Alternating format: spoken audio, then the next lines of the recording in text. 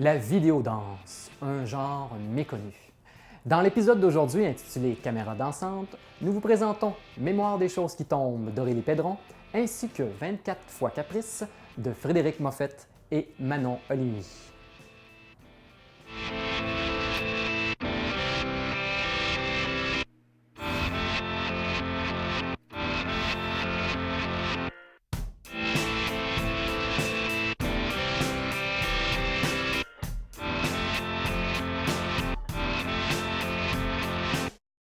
Alors, la première vidéo que nous allons voir aujourd'hui s'intitule 24 fois Caprice et a été réalisée par Manon Oligny et Frédéric Moffett.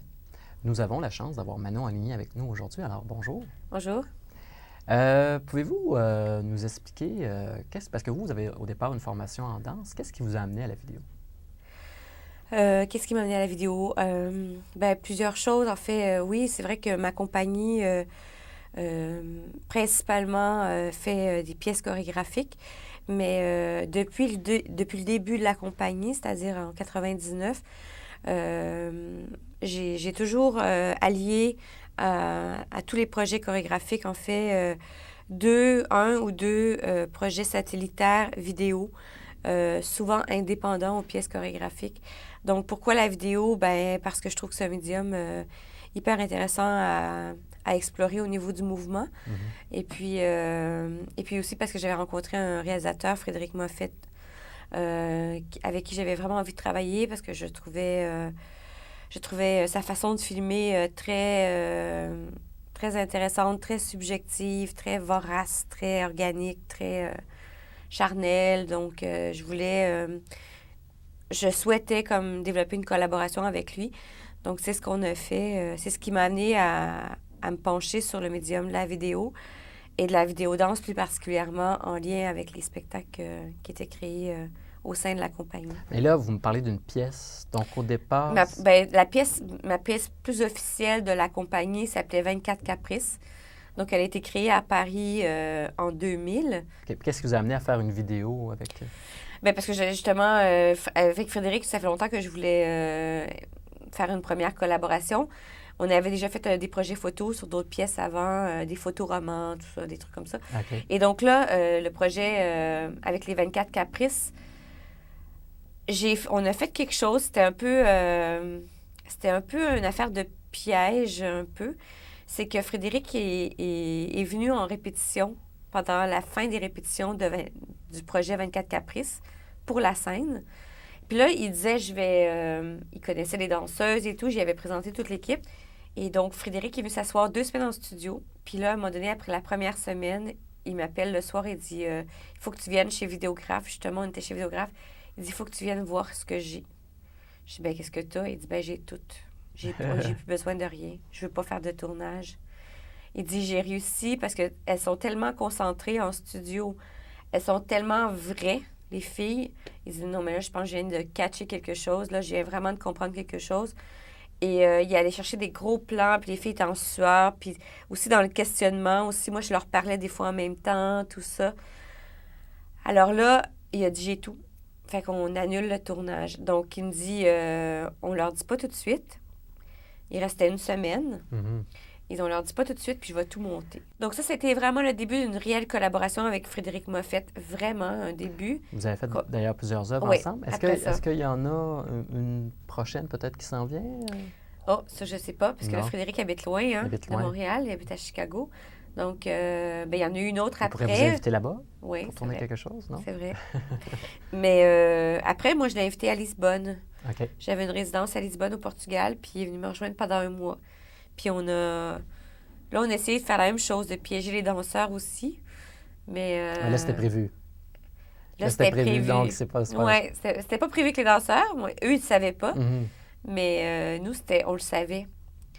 Donc, on dirait qu'on avait l'air plus organisé. Ouais. On faisait semblant de... En tout cas, c'était un super beau vidéo, là. C'est laquelle? Level 1. OK. Donc, ça a été un beau projet aussi. Mais c'est-à-dire que là, on a essayé de refaire ce qui avait été spontané avec les 24 Caprices. Donc, mais préparer du spontané, c'est pas toujours l'idéal. Non, c'est pas pareil, c'est sûr. Je vous remercie. Merci à vous.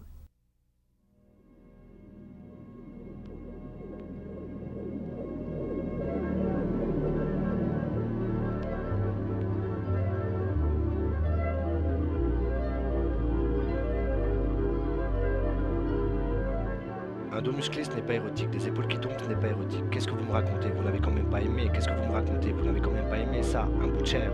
Un dos musclé, ce n'est pas érotique. Des épaules qui tombent, ce n'est pas érotique. Qu'est-ce que vous me racontez? Vous n'avez quand même pas aimé. Qu'est-ce que vous me racontez? Vous n'avez quand même pas aimé ça. Un bout de chair, etc., etc., etc.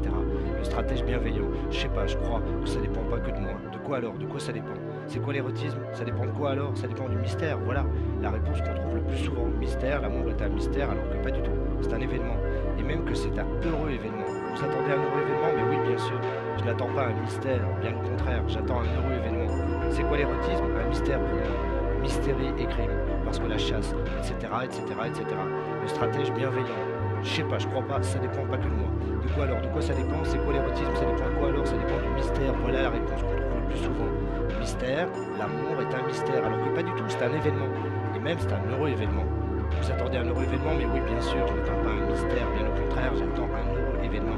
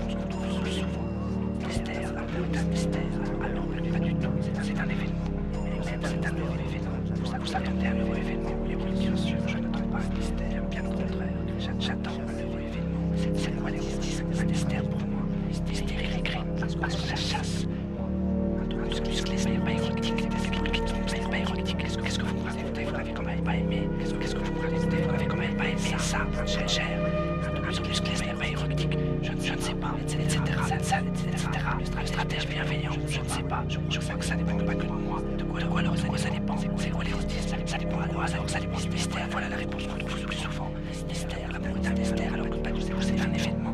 Et même c'est un heureux événement. Vous attendez un heureux événement. Mais oui, bien sûr, je n'attends pas un mystère. Bien au contraire, j'attends un heureux événement. C'est quoi l'érotisme? Un mystère pour moi. Mystérie et crime. Parce que la chasse.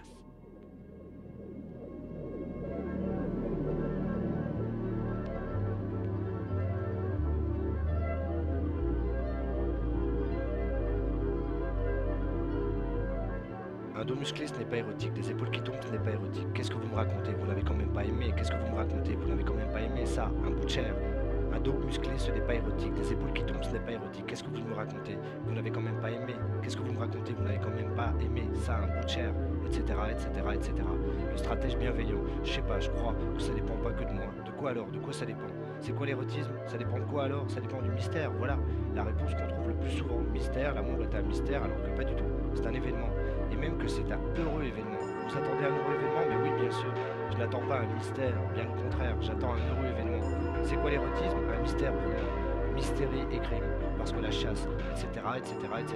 Le stratège bienveillant. Je sais pas, je crois pas, ça dépend pas que de moi. De quoi alors? De quoi ça dépend? C'est quoi l'érotisme? Ça dépend de quoi alors? Ça dépend du mystère. Voilà la réponse qu'on trouve le plus souvent. Mystère, l'amour est un mystère, alors que pas du tout, c'est un événement. Et même c'est un heureux événement. Vous attendez un heureux événement? Mais oui, bien sûr, je n'attends pas un mystère, bien au contraire, j'attends un heureux événement.